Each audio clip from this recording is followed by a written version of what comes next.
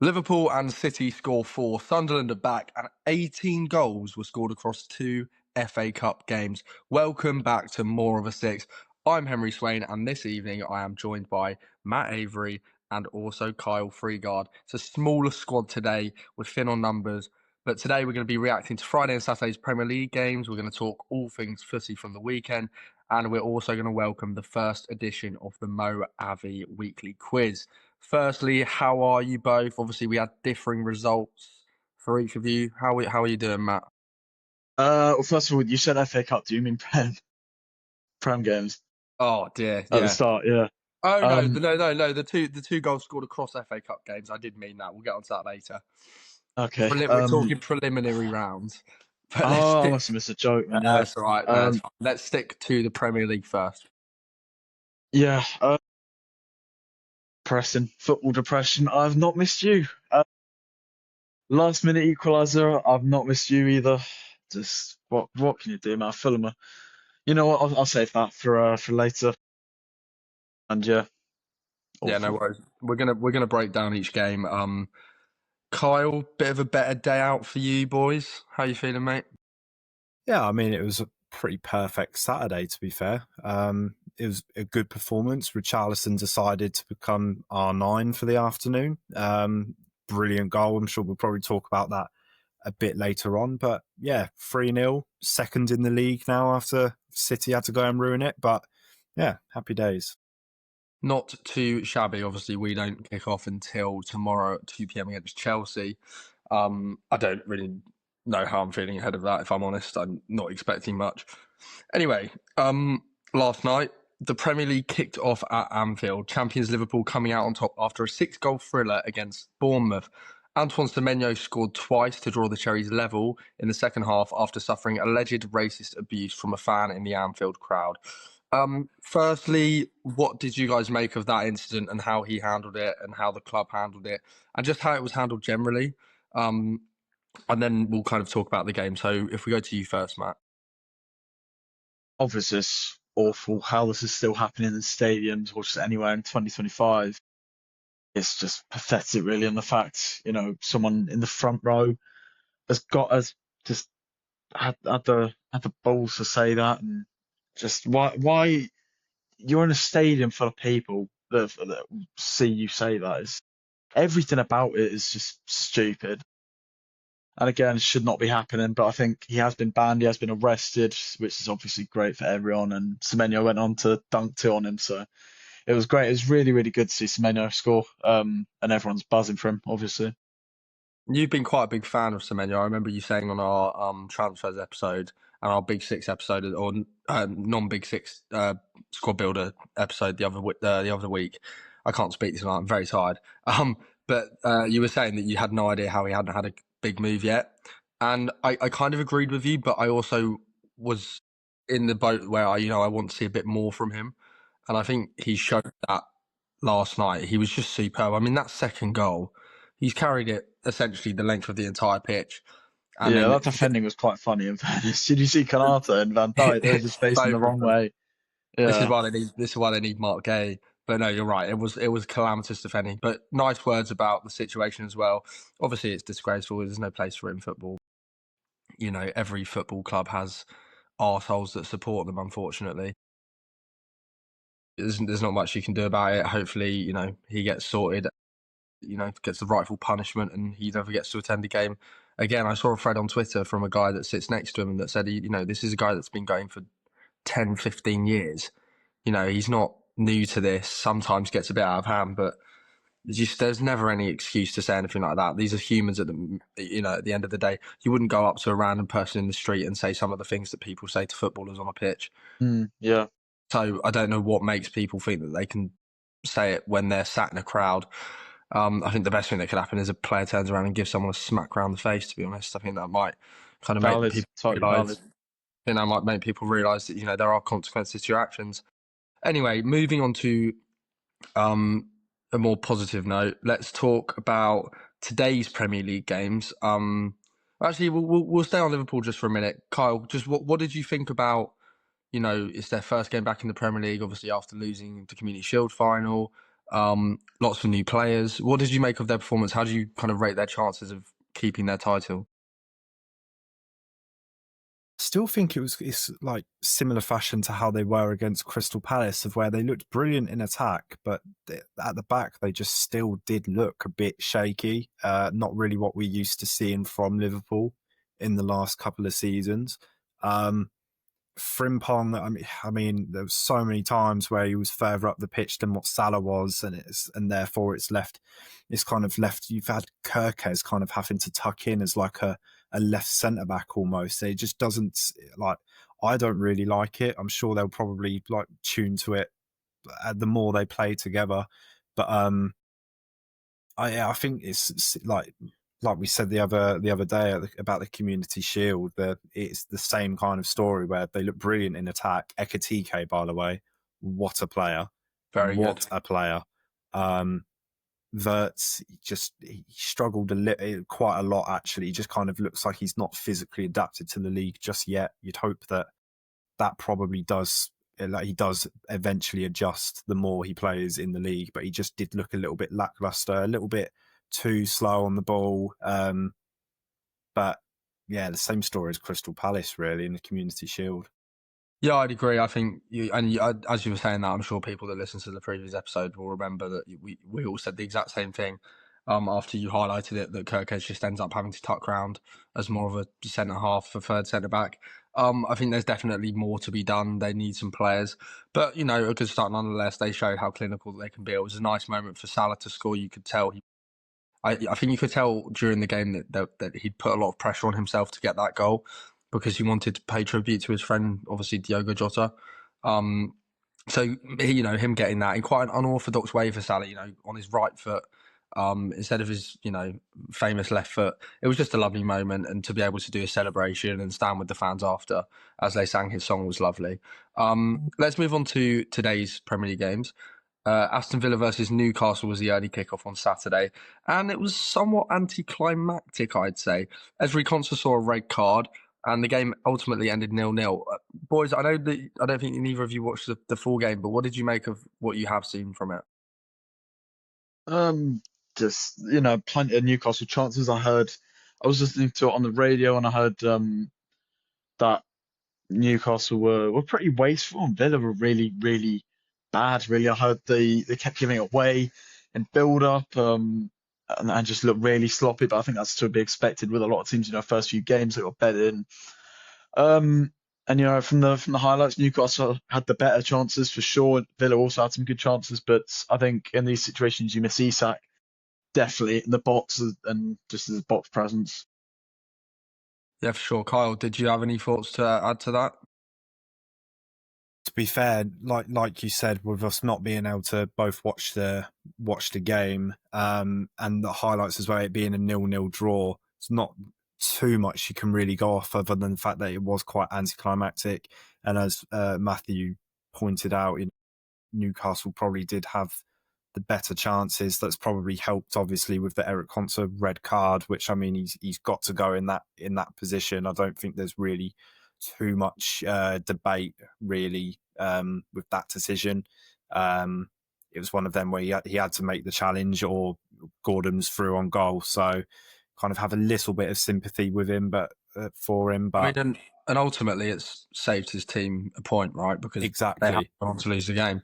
So I yeah. think we could look at it that way. I mean, I did watch it. Well, I watched half of it. I was half watching that and half watching Palace's academy side because they beat Birmingham City 8-0, which was mental. So we took the under-18s coach from Atletico Madrid, who's like supposedly one of the best academy coaches in world football. Heard about that. What a lot of people are saying is that there's potentially a route for him to then become first team manager if and when Glasner leaves, which could be something to look out for. Anyways, let's kick on with the three games which kicked off at 3 o'clock. Firstly, Kyle, your Spurs boys. You ran out 3-0 winners against Burnley. Kudus notched 2 assists on his Prem debut. I'm so annoyed I took him out of my fantasy team.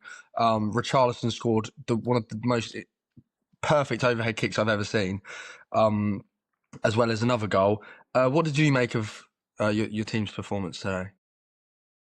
Yeah, we were brilliant. There was a few times maybe on the transition that we looked a little bit kind of shaky at the back. We had to kind of rely on maybe Van der Ven or Spence like producing a very good recovery run, because there was a few times actually where Burnley kind of broke through our midfield and looked like they had a decent chance on goal. They should have probably have capitalised on one of the chances that they got, to be fair. I think they had 14 shots at the end of the game as well, so they had a fair few. But no, Kudus and Richarlison, they were just insane together. Kudus is just playing with so much confidence at the moment. You can tell that Frank has really given him the freedom on that right side in his favoured position to just play how he wants to play with a bit of flair. I don't know if you saw that touch that he made in the second. I mean, that is just like Neymar-esque Neymar, type of, yeah, 100%. It was beautiful to see. And I mean, Richarlison, probably like the best brace goals I've seen in football for a long time. That people will talk about the second goal, like the overhead kick, but I think the first goal, he had such a good technique on the strike, and the cross from Kudus as well was absolutely brilliant. Well, he almost just lifted his foot and let the ball hit his foot for the first one, didn't he? He didn't really shoot. It was a really interesting technique. Yeah, it just went straight into the bottom corner. I don't think the keeper really could have done much more about it, but I think if that's signs to go by for the rest of the season, I'm really excited to see how it goes, especially with the possible addition of Eze, which I'm sure we maybe will speak about later on, potentially Savinho. Just overall really excited for this season. It's been a while since I can say that, to be fair. Yeah, for sure. Matt, did you have anything to add? Maybe what did you think about Burnley? Because Kyle touched on it there. They did have chances. They looked positive going forward. What would you say about how they got on? I think a lot more positive than a lot of people would have thought. So, I mean, I haven't had a look at the stats or anything. Maybe they just sat back a lot. I would have thought they did. They started with a 5 at the back. I know that. But just playing how Burnley, how you'd expect Burnley to play, coming back up into the Premier League with Scott Parker's football as well, which is very, very defensive as well. It's just all, aligns to a perfect Burnley performance. But no, they did have a couple chances. I saw in the highlights, maybe they had a few more if you watch the full game. But I think they've had a decent window. I can't see them staying up at all, to be honest. But, it's one game, and Spurs are obviously very, very strong. And there was just no catching Kudus or Richarlison today whatsoever. Yeah, 100%. Yeah, I echo both of your thoughts. I think, Burnley are going to be one of those teams that I think they try to attack, but I think ultimately they're just not going to be strong enough. And we saw that today. So we'll go to you now, Matt, because obviously Brighton were ahead until the 97th minute. And so Matt O'Reilly obviously put your guys ahead with a penalty. Surprise! It is classic Brighton that your first goal of the season would be a penalty. When I saw that come through when I was at work, I was like, yeah, it makes sense. But then 97th minute, Rodrigo Muniz, ball comes over from a cross or a corner, I believe. It's flicked on by Dunk, not quite cleared enough, and Muniz just drives it home. Obviously, earns a side of point. What did you make of the game? Obviously, you were there. What were your thoughts on Brighton's performance and also on Fulham's performance? First of all, what do you mean by, you knew it'd be a penalty? You get so many penalties. No I've never way. seen. No João way. Pedro. Look at João Pedro. Oh, João no one's asked Pedro. about him anymore. He likes João 15 Pedro year has olds. a third of the goals he had if he didn't have penalties. Anyway, let's crack. It's just typical Brighton Fulham performance. We've only beaten them once, and that was last season.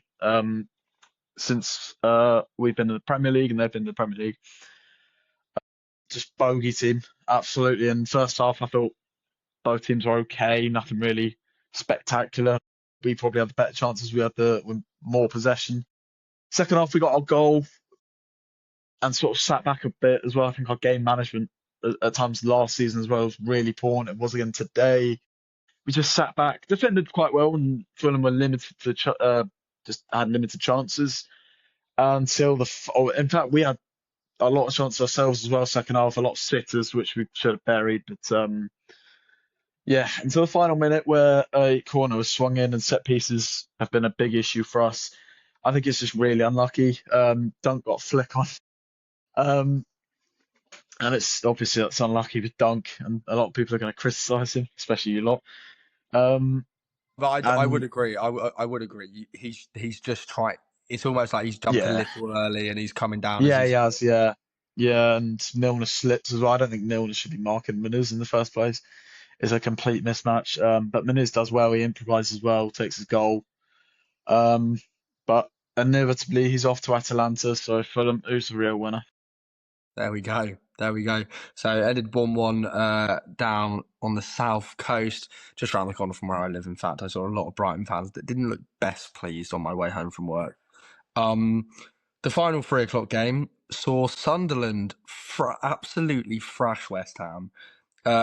3 goals to 0. I don't know why I've got 3 goals to 1 in the script. That's not what the score was. There were headers from Eliza Mayenda, Daniel Ballard, as well as a really sweet strike from Wilson Isidore, which rounded off a remarkable return to the top flight for the Black Cats. I watched this game, or I had it on whilst I was working. For context, I produce for radio, so I was sat there with 4 commentaries in my ears, football there, video printer with scores flashing up. It's hectic, but I absolutely love it. So I couldn't really watch Sunderland completely, but from what I did catch and the bits I saw and I saw the goals, there was such a buzz about the Stadium of Light, and you expect that when a team comes up, and I think we'll expect that on Monday night when Everton travel to Leeds. But they just looked brilliant, and there's been a lot of talk about how much they've spent and the players they've brought in, and whether they can actually stay up and bridge this kind of gap between the 2 leagues, which does seem to be so wide now. But to be honest, they looked very good. They were by far the better team. West Ham kind of dominated for the opening 10, 15 minutes. Had a few chances, but a combination of good defending and goalkeeping meant that Sunderland could grow into the game, and they created chances. And I think they took their goals well. I think my end ahead of the keeper should do better. We were saying before we started recording that I don't think that it's one of those where it's headed and it's bounced, and then the keeper somehow takes a lot longer than they normally would to dive across. I wasn't impressed by Hermansen whatsoever today. I thought his attempt at saving Isidore's the 3rd goal, was awful. I mean, you could say it's unlucky with the bounce, but I think that he's just completely misread it, and he's only stuck one arm out. I think if he goes with 2 arms, he probably saves it. So a combination of errors for West Ham. Obviously, they won't be happy at all. Potter's automatically going to be under pressure now. So yeah, I know that we've watched the highlights, boys. I don't know if you caught. Obviously, Matt, you definitely wouldn't have caught the game.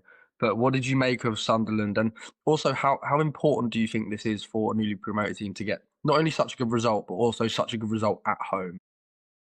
First of all, can you still hear me? Okay, so I've switched audio Yeah. outputs. Cool. But yeah, Sunderland have a good first few fixtures. Pretty sure. I think they've maybe Burnley is it next week and Brentford the week after. So they have to be winning games like this. If they can pick up 9 points in these first games, then it'll be really, really important. Not only, but obviously points on the board, but for mentality, for morale. They're playing a really poor West Ham side, and I really fancy Sunderland today. If I'm honest, the lineup they put out was really, really strong. Apparently, Xhaka absolutely bossed it in midfield. Sadiq, had a great game as well. And I've been saying the whole time, I think Sunderland have a really well suited system to the Premier League. It can be quite sort of transitional. And I think you have to be like that in the Premier League nowadays. You have to be quick on transitions and take these chances, these sort of marginal chances, like transitions, for example. And I think the first goal as well, you mentioned the 3rd goal, but I think it's the first one that's Hermansen really has to do better. It's a P roller, really. It's taking an A to drop into the net, and he's nowhere to be found, really. Second goal, good header. I don't think he can do anything about that. And I want to talk about that ball from Adingra because never did I see him do that in a Brighton shirt. Ever. I remember you saying this exact thing when we were Yeah, planning literally. signing. He never did early crosses like that. And never did quality crosses like that. Jesus, man. If you saw Adingra trying to put in a ball for us, compared to the cross he did today, you'd think he was a different player, honestly. Was it And then him the that third goal, was it him last year at the end of the season when he like smashed the ball out of play when you were That was a 3-2 up Stupinian. on. That was a Oh, that's Stupinian. such a shame. I thought it was the Dingra. Yeah. That would be a nice Yeah, little, well, a nice little. Stupinian's gone now as well, and I'm not bothered about Stupinian, to be honest. And going back to that, I mean, we've replaced him really well. Dekaipa had a great game, I thought, as well today. But yeah, back to the Sunderland game. Third goal, I think less he could do something about Hermanson. But I think no, you are still right in terms of how he's positioned himself, how low he is as well, and he didn't really sort his hands well at all, and he didn't judge that bounce well at all either. So Yeah, Hermanson stinker, but I think he will turn it around because he's shown he is a good goalkeeper in the Premier League. So let's just wait and see. yeah, it might just be a confidence thing. I mean, obviously he's come off the bat with a very tough season with Leicester. I mean, I obviously you kind of talk about both ends of it, where as a keeper you're having more to do, you're facing more, so you're going to develop more. But there's also always going to be a massive hit to confidence when you're conceding 60, 70, 80 goals in a season. Kyle, just quickly on that game, then what I think, West Ham had chances. Juve, who's Sam, obviously not here tonight, but absolutely loves Juve. He had a great chance missed. What do you think is going wrong at West Ham? And also, do you see Potter as maybe being the first man to be sacked? I think now, obviously, that they've lost to Sunderland, like you guys have said, he is definitely under pressure to some extent. I think they just don't really seem to create an awful amount, and I think a lot of that will come down to if they can get Paqueta back to his best again. Obviously, we know where he's been cleared of his charges, and so there's a lot of talk about, like, is he able to kind of knuckle down and just purely focus on just football? Can we maybe see like the first season of Paqueta, or like his form of when he was at Olympique Lyon before he had his move to West Ham? Obviously didn't have a great game, but again, none of West Ham players really did. My mate, who's a West Ham fan, was absolutely fuming. I don't remember him for quite a while, like hating a West Ham team as a whole, like a bunch of players as a whole, for such a long time. I think the only one he really kind of has some sort of like attachment to would be Bowen, which is crazy that he's still there, by the way. Mental. By how much they've been struggling, like, management, and as well just like the form in general. He fits into, he probably starts for most top six sides. You'd probably say not Liverpool because of Salah, obviously, but he'd start for Spurs, he would start for United, City. I'm going Maybe. blank. Who's actually Bob. I'm going blank. We'll talk about him in a bit, but no, I think you're right. For me, I just think Bowen's kind of now never going to leave West Ham. And I know we were joking about, the whole marrying Danny Dyer and Danny Dyer being his father-in-law, but I do actually think that probably has some impact. He now lives where his family live, and he's most definitely a West Ham fan now, if he wasn't before. Yeah, I think worrying times, and I know it's really early, and I know it's hard to draw conclusions from one game into the season, but the difference is that we saw this with West Ham last year. They had a really poor end to the season, didn't show much promise, and if it's just going to continue like that, I have no doubt that Potter will be out the door. And I stand by what I said a couple of episodes ago, that he just is not a West Ham manager. He doesn't fit the identity of West Ham. He doesn't fit what the fans expect and want. And ultimately, losing 3-0 against a newly promoted side on the first day isn't ideal. But I would caveat that by saying that if you were going to choose one game to play on the first day of the season, I think Sunderland away wouldn't have been it. I would not have wanted Sunderland away. I'd imagine you two would agree. Bang up for it. It's been 7 or 8 years since they've been in the Prem. To be honest, I reckon if they played 16 out of 20 teams, they probably would have beat them, or given them a good game anyway.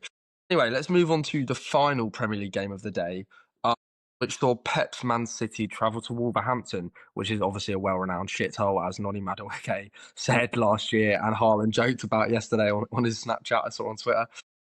So they obviously faced Vitor Pereira's side. It was an emotional day, a really nice tribute to Jota, beautiful tifo. Wolves did very well there. And it's fair to say as well that Tijani Reinders has settled into life in England with ease.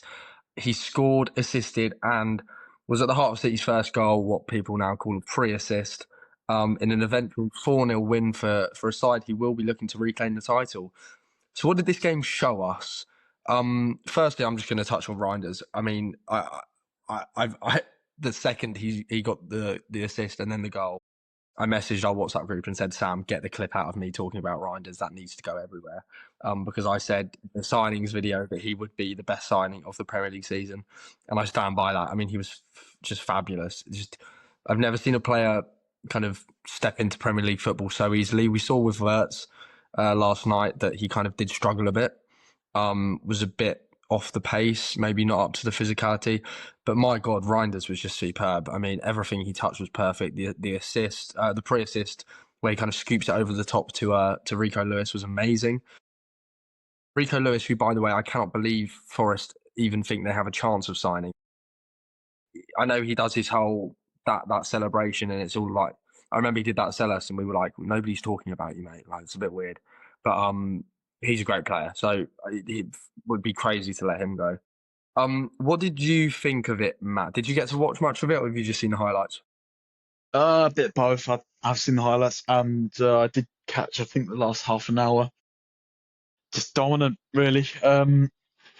Reinders just looks phenomenal, doesn't he? He just glides, absolutely glides past players, makes stuff look easy. I think he's the perfect Premier League built player. I said ages ago now that I think Reinders will be a De Bruyne replacement, and that's essentially what he's been, but in a different sort of context, because obviously they're two different players. But they didn't stop at 2-0. They kept going, and luckily for my FPL, Haaland bagged two, captained him.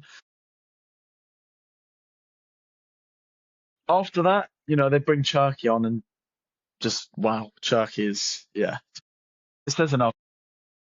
The little shimmy he does, and then bangs it in the bottom left corner with his weak foot as well. He's ridiculously good on both feet. It's just crazy. Ait Nouri, I thought, had a really, really good game as well. It's just crazy that City have this rebuild has been really, really good. I don't know about you. Yeah, I completely agree. I actually think that Reinders is more the Gundogan replacement and Shirky's the De Bruyne replacement. Personally, that's yeah. In That's terms of profile, like kind of more of a box-to-box goal-scoring midfielder, as Gundogan was for all of his best years at Man City. I think on Ait Nouri, he was brilliant, and I actually said that I thought it was an overpay for him. I didn't think he was that good. Maybe that's just because I hadn't seen him in a dominant side. And I think we'll see this with a lot of players. If Eze goes to Spurs tomorrow or whenever this could happen, we'll see him just be even better than he's been at Palace, because he's only going to have more time on the ball and more, opportunities to show what he can do. But I thought Ait Nouri got a really bad hand of it from the ref. I watched the entire game on my way home. Granted, I did fall asleep for 10 minutes in the second half, and I was woken up by the Shirky goal in my headphones. But it felt like he was getting fouled pretty consistently, and the referee just wasn't having it. And it was almost like he didn't want to give away a foul with the fear of the Wolverhampton Wanderers fans kicking off at him. It was just strange. But I mean, Man City were just so bloody good, weren't they? Jesus Christ. And when they've got the depth they have, I mean, Oscar Bob now back to full fitness. I can't remember what he did last year, but it was a pretty bad leg break. Was it really bad leg break? Yeah. But what a player! I mean, he's just magical. He moves like Lionel Messi. I don't think that's an exaggeration. Yeah, they've got Rodri to add to this as well. Just hand them the league. Kyle, what's the point of even trying? Do you agree with us there about just the complete and utter praise of Man City? Who, me? Sorry. Yeah. Well, there's only three of us on it. No. No, it's because you just didn't say my name. But right. Yeah, no, I agree. I think they had a lot of critics last year about their kind of ability to break down teams, or maybe like Haaland's ability to kind of work around teams that didn't really give him too much space in behind. But he was phenomenal again today. I believe it was his second goal. The one was that the one where it was outside of the box, left foot outside of the box into the bottom corner. Is that his second? Haaland's one. That was his second, yeah. It's like you look at the replay of it, and it's not really that far into the corner, but he's hit that with so much power and pace that like his keeper's just not able to do anything about it. But they do look brilliant. And I said in the when we did our predictions for the Premier League, I had them at coming at second, because I do think that they will be back to their best, kind of competing with Liverpool, pushing them the whole way. I think it will be so much tighter this year than what it was between Liverpool and Arsenal. Liverpool just ran away with it, but I really do think they will push Liverpool and vice versa all the way till like the last game of the season.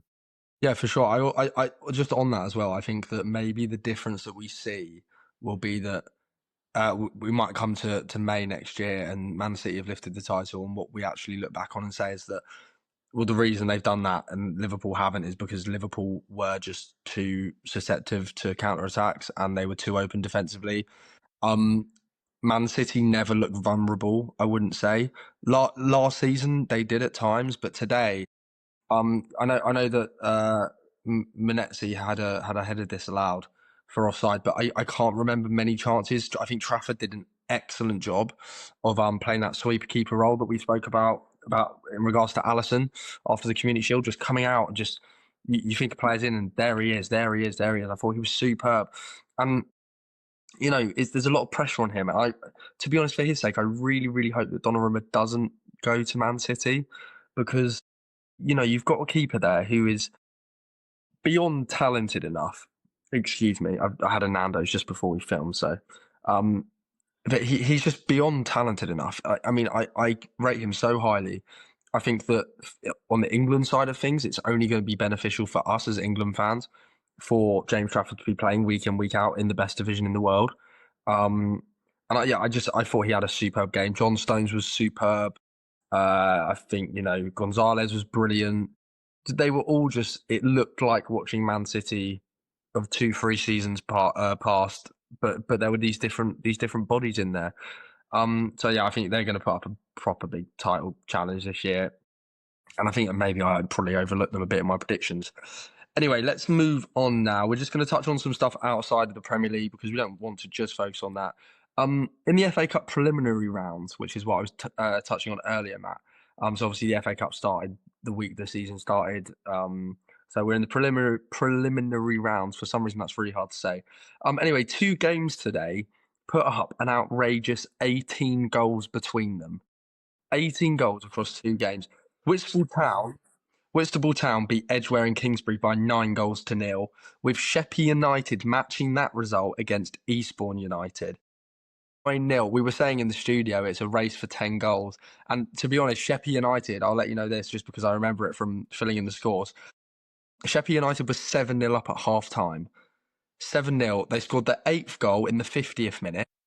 And so we were just like, I mean, this is a foregone conclusion. This is going to be, you know, 10, 12, 13-0. Obviously, as games do in that manner, we were a little bit disappointed that it was only 9-0. But I just thought I'd mention Still 0-0, lads. That's the Edgware and Kingsbury players going back to the halfway line. Yeah. After they conceded the 9th goal. All right, boys, let's go. So yeah, today I was made aware of not just 18, but 26 goals across 3 games if you include those that Palace under-18 result, which is absolutely crazy. Yeah, so other than that, I just wanted to kind of let people know about that because I thought it was an interesting thing to talk about. I also want to ask you, Matt, about what I didn't know before, but I now know, pardon me, is that your local team were involved in Swans. potentially the best comeback of all time. Can you tell us what happened? Not really, because I wasn't watching. Obviously, I wasn't there. Down in Dorchester today, we were 3-0 down going into the 90th minute.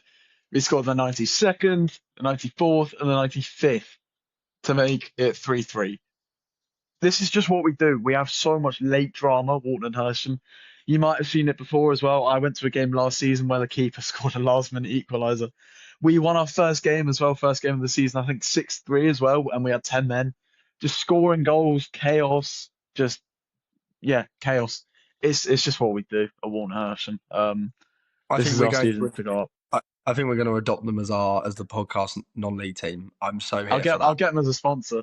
Let's do it, and we can. I know the captain, so Well, there you go. And we can Put in the update word, yeah. we can update the Moavi listeners on every Waterman Hersham result, and I love the sound of that. So that is Yeah. now going forward. That is going to be a segment on the podcast. How the fuck did Waterman Hersham get on this weekend? I love it. Right, we're going to move on quickly to the Championship. There were some pretty cracking games actually. Coventry beat Derby 5-3 at Pride Park, which was a crazy result. 8-goal thriller. Wrexham lost 3-2 to West Brom at home, and Preston beat Leicester 2-1. There was a late consolation goal by Jeremy Monga. We're not going to touch on that too much because I don't want to spoil one of the quiz questions.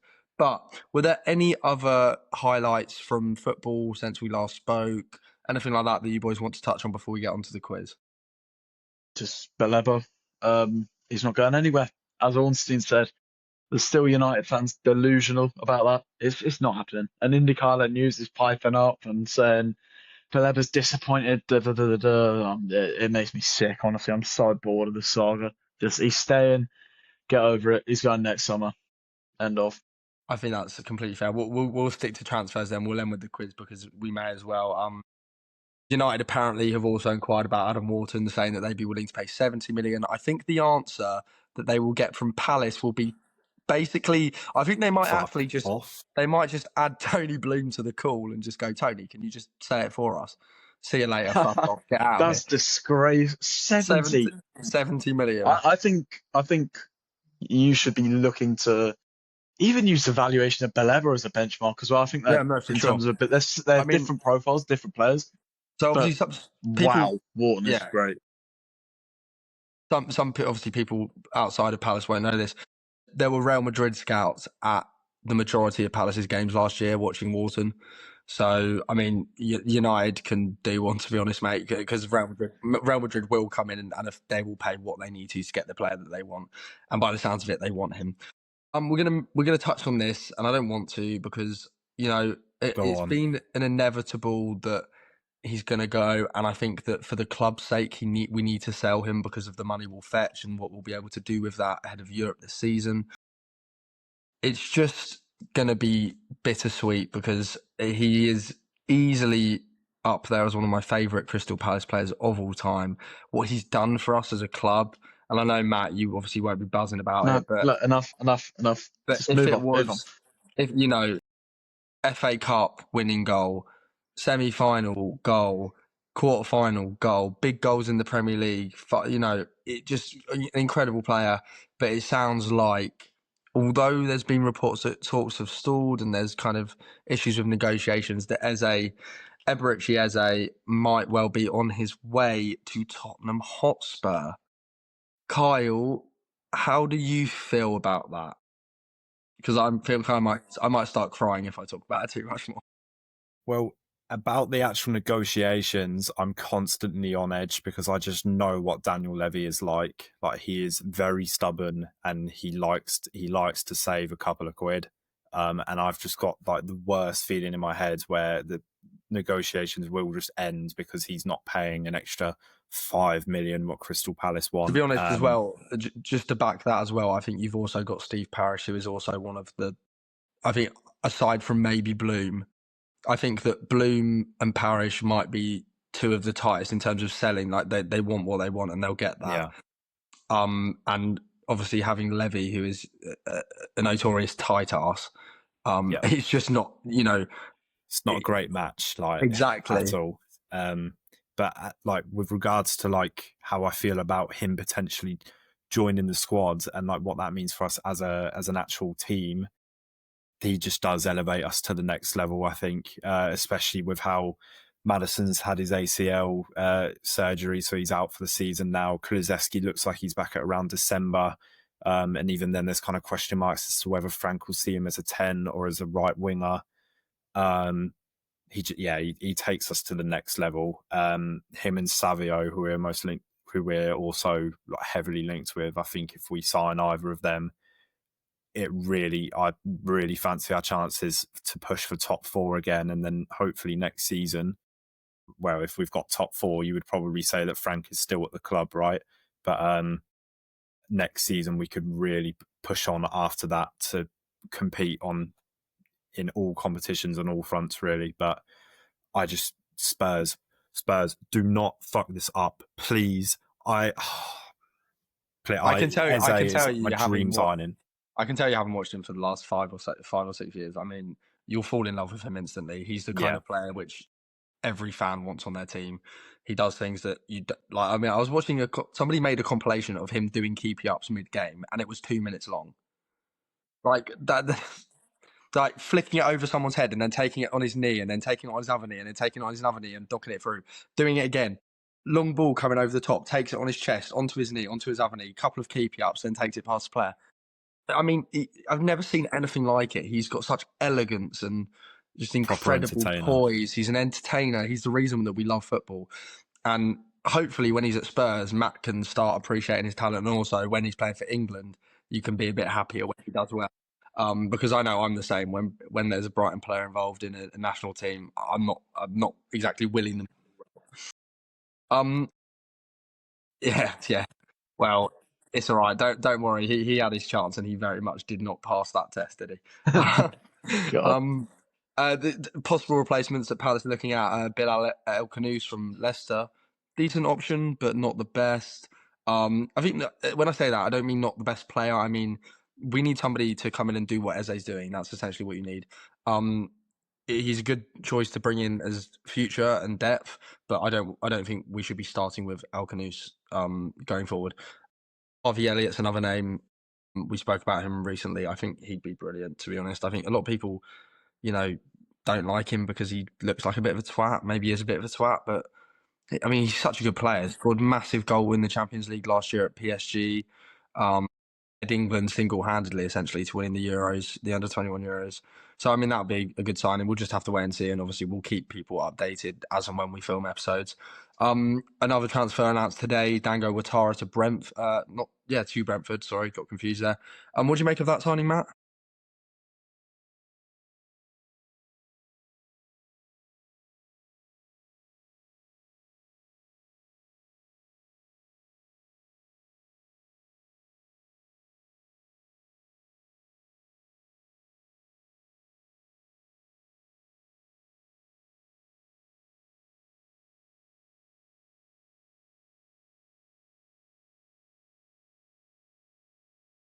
Left-footed as well, and I've seen him play left back as well. So I'll go back to the versatility.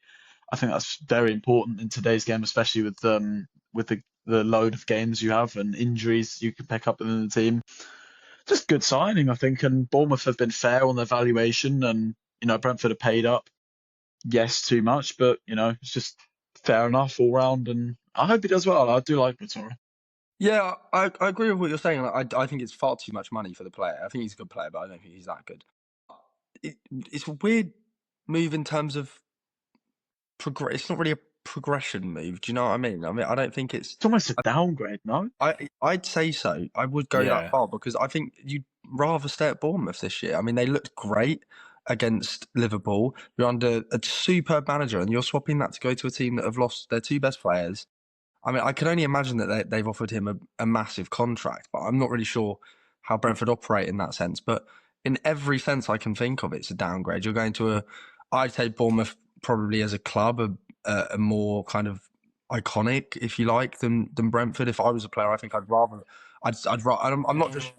trying to wind people up. I just think, like people joke about the Lego Stadium and the atmosphere there and the fact that a lot of the people that go there are just Arsenal fans that can get a ticket to the Emirates. And I have nothing against Brentford fans that actually support Brentford, but that is a thing.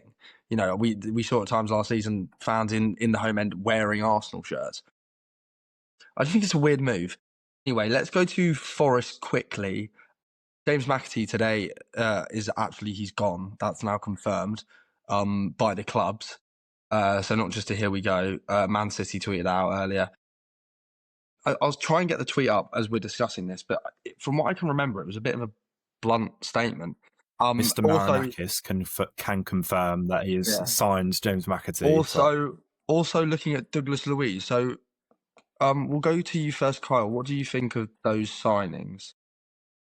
No, they're good signings. It's just I don't really understand. Like Forest fans can't really have a go at the big six now for spending money because it's like for for a side who are constantly whinging and crying about the big six spending lots of money, they don't half spend a good amount of money themselves in the lots of market. money, yeah. They spend so much as well. Amari Hutchinson as well, which is like 37.5 million as well, which is a lot of money.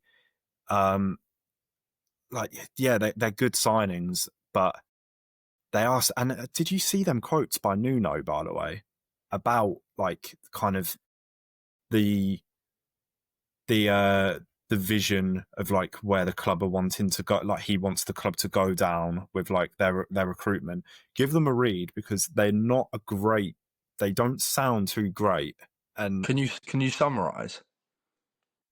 you might If you have to come remember. back to me. Yeah, You might that's have to fine. come We can back do to that. me. I'll try find them. I'll quickly say that, to be fair, that I think on the notification all I saw was James McAtee has joined Nottingham Forest on a permanent transfer, and I thought that was it.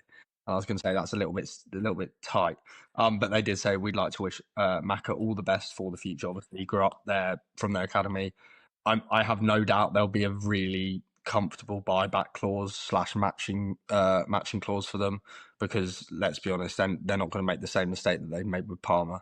And a lot of people in academy football, as I've mentioned before, have said that he is better than Palmer or could be better than Palmer, which would just be incredible. What we're going to do now is we're going to do something new for the podcast to finish off, which is the Moavi quiz. Each week we're going to have the people that are on the podcast face off against each other in a 5-question quiz. Whoever gets the most questions right will win a point. And at the end of the season, we'll have a leaderboard and we'll see who won.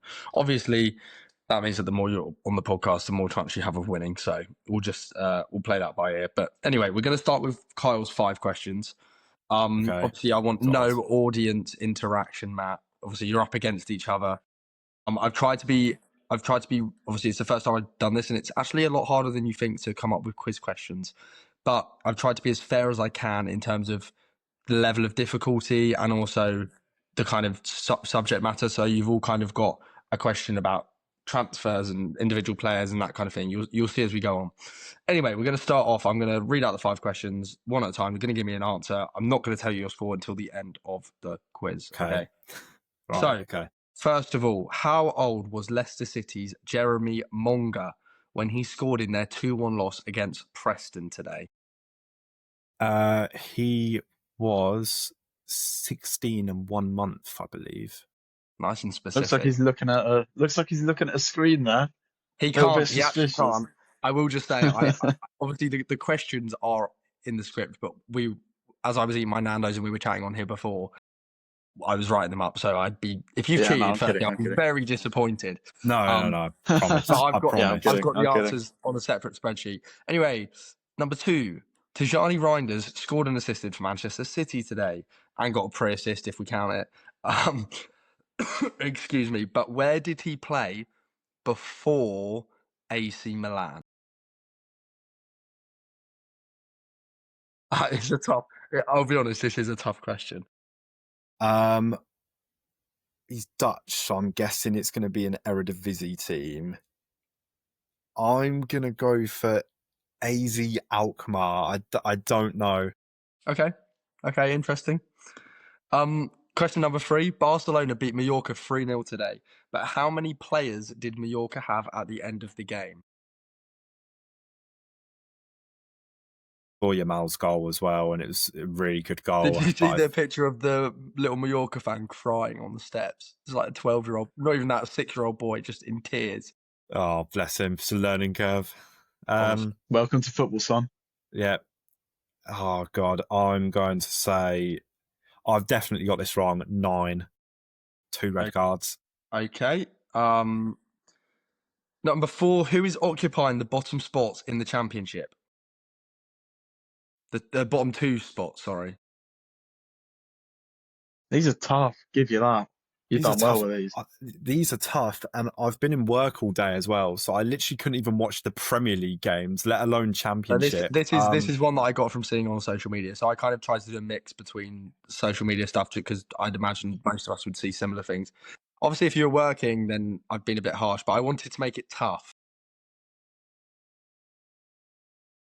Give it a guess. What would be significant about a certain two clubs being at the bottom? That's all I'll say.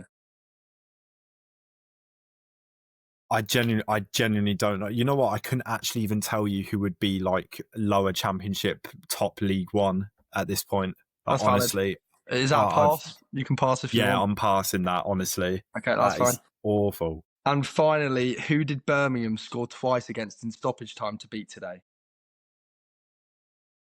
They were playing away from home. This is just like, it's just fucking ridiculous. Like, call it like. I don't know. I don't know. Could tell him the stadium name, but I feel like that makes it too easy. No, that gives it away. Yeah. It probably wouldn't with me, but should we get the first letter? First letter of the stadium. I'll give you the first letter. Just long. B. I'm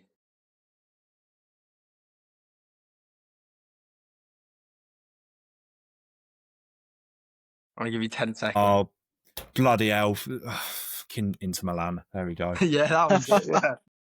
Right. So that's your 5 questions. Jesus. Done. Firstly, Kyle, how I'm going to ask all of you this as we go through because I think it's quite fun. How do you think you got on? Well, I think I got one right. I think it was question 1, but other than that, I think you'll be pleasantly surprised. Question 1 was, how old was Leicester's Jeremy Monga when he scored in their 2-1 loss against Preston today? The answer was 16, so you got a point for that. Tajani Ryder scored and assisted and got pre-assist, of course, for Man City today, but where did he play before AC Milan? You guessed that he would have been in the Eredivisie. You also guessed that it would have been AZ Alkmaar. You were right. Oh, really? Yeah. It was AZ Alkmaar. Yeah. Let's go. I knew that. Okay. I was dying to answer that. Barcelona beat Mallorca 3-0 today, but how many players did Mallorca have at the end of the game? The answer was 9, so you got the first 3 questions right. Mate, they had 2 red cards. 2 red cards within 2 minutes of each other. Lots of claims about corruption and stuff like that. Question number 4: who is occupying the 2 bottom spots in the Championship? You got wrong because you passed. It is Sheffield Wednesday and Sheffield United at the moment. Oh, right, okay. Wow. Who did Birmingham score twice against in stoppage time? It was unfortunately not Inter Milan. It was Blackburn Rovers. So you ended up with I think quite a respectable 3 out of 5. It's not bad, to be fair. It's solid. That's good. Yeah, it's tough to beat. It's not bad considering you thought you'd done so badly. I thought I did horrendously. And 2 of them were guesses, so well done. Yeah. Matt, on to you now. First question. Who was the first goalkeeper to be hit by the new rule awarding a corner to the opposite team for elongated holding of the football? I really struggled to figure out how to word that question, so I'm quite pleased with that. Oh my God. Now, the fact Kyle's reaction is like that. Yeah. Makes me think it's... I'll give you some context. The reason I've included this question is because I saw somebody with that question on Twitter, and they said, "Just remember this for your pub quizzes in 2038." So I'm scrapping that up, and I'm using it in a quiz today on the day of. I'm going to go by process of elimination. Wasn't ours. I don't think it was Wolves City. Okay. So that leaves... I don't think it was... Yeah, it couldn't have been Liverpool Bournemouth either. I don't think it was Villa Newcastle. Okay. So what does that leave us with? Unless I'm leaving one, which I might well be, to be fair, that means it's Burnley against Spurs. And given how Spurs want to play on the front foot, I'm going to say Dubravka. Okay. Who assisted the opening goal of the Premier League campaign? What, sorry? Who assisted the opening goal of the Premier League campaign?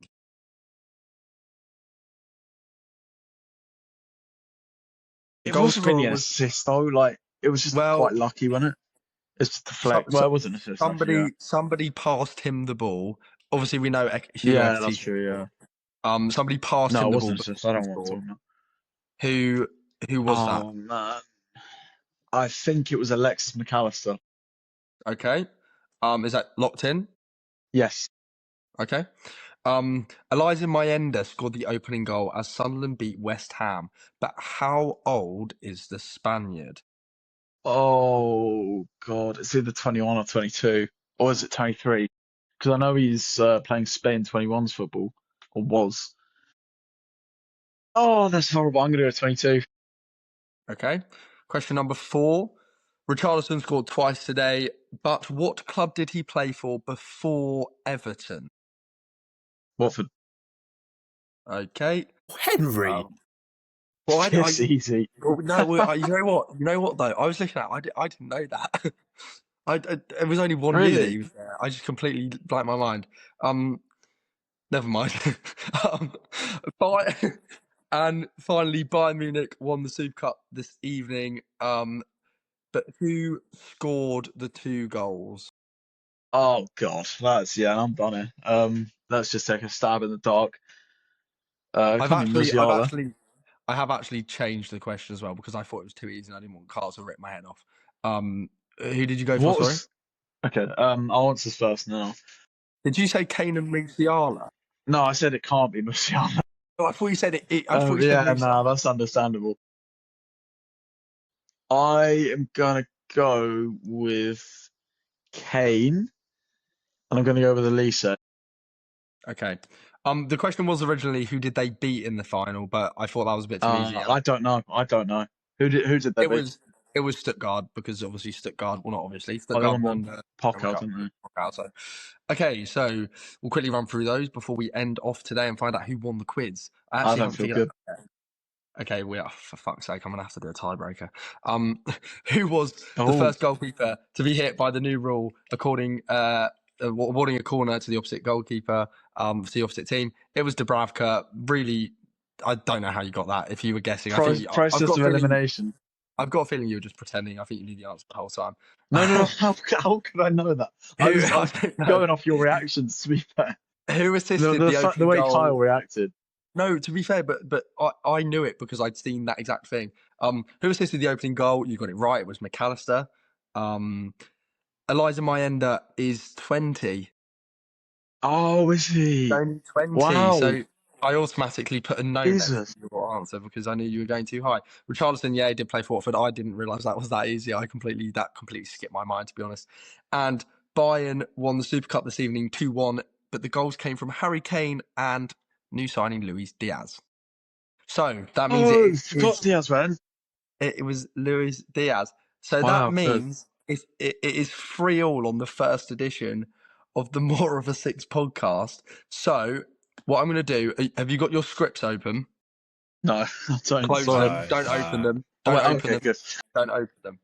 I'm going to go back through the episode and I'm going to ask you each one question about something we've discussed so far. If you get it Okay. right, you'll get a point. So you're now not against each other. If you get it right, Matt, you'll get a point. If Kyle gets it right, you'll get a point. So you'll each have 1 point on the leaderboard, okay? Right.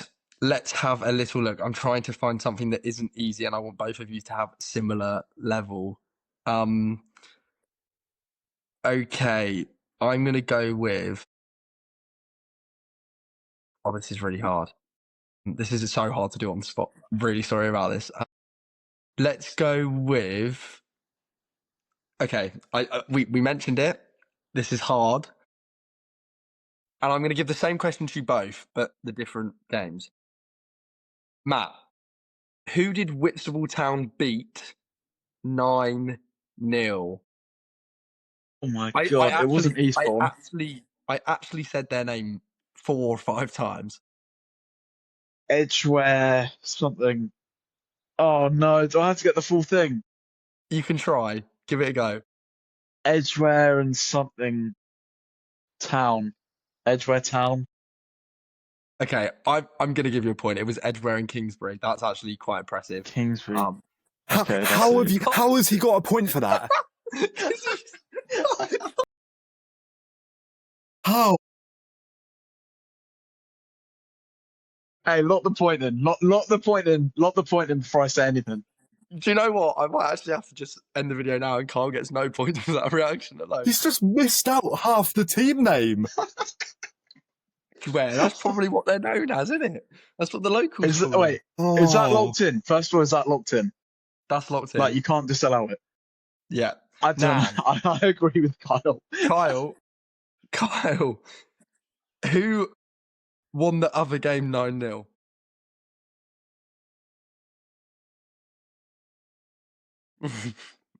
His face just went blank. I'll give you a hand. Whitstable Town beat Edgware and Kingsbury. Who won the other game 9-0? Was it Dorking? Was that one? Now let's try again. What? I'll give you another go. No, I don't know. I don't know. Okay. Because I feel like I gave Matt a very generous point, we're going to do a 50-50. Yeah. Okay. Eastbourne United or Sheppey United?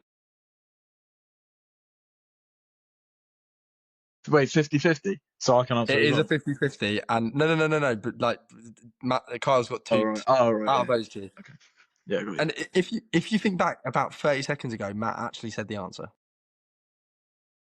No offense, Matt. I weren't listening. To be fair, I was crashing out. Oh my god.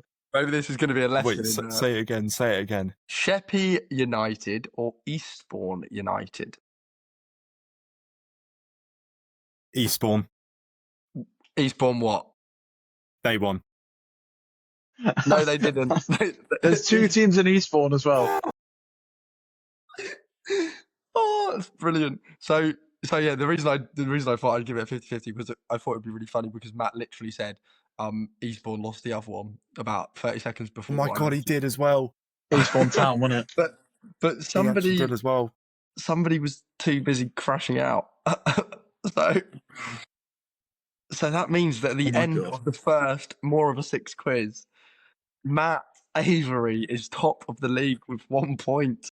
And Kyle is effectively bottom with It doesn't even feel good, one honestly. goal difference. I'm really sorry that what I'll do next time is I'll actually prepare a tiebreaker. I didn't think that either of you would get anywhere near how well you did on the quiz. Especially Kyle with that AZ Alkmaar shout, very impressive. Anyway, that is going to be everything for today. Thank you so much for listening. It's been another fun episode talking about football with my good friends, and hopefully you enjoyed the quiz. We're going to do that once a week, and we're also going to keep up with our Waltham and Hersham section as well. Yes. So we'll get Matt's insight. We'll get Matt's weekly insight on that. Anyway, I hope you have a lovely rest of your... Exactly, you're going to have to. I might have to buy one as well. Anyway, I hope you have a lovely rest of your morning, evening or afternoon. And like, follow, subscribe, rate us 5 stars on Spotify, all of that crap. And we really appreciate all the support. Follow us on TikTok, Twitter, Instagram, everywhere like that. And we will see you on Thursday for our reaction to Sunday's Premier League games and also the first round of European qualifiers. Thanks a lot, guys. See you on the next episode. Bye-bye.